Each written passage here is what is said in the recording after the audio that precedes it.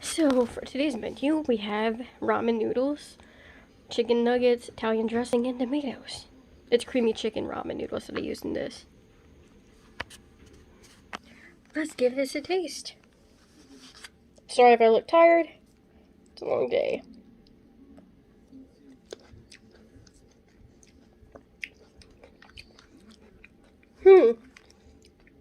This was good.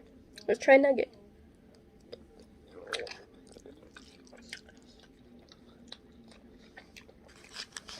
It doesn't taste that bad. Creamy ramen, creamy chicken ramen, tomatoes, chicken nuggets, and Italian dressing.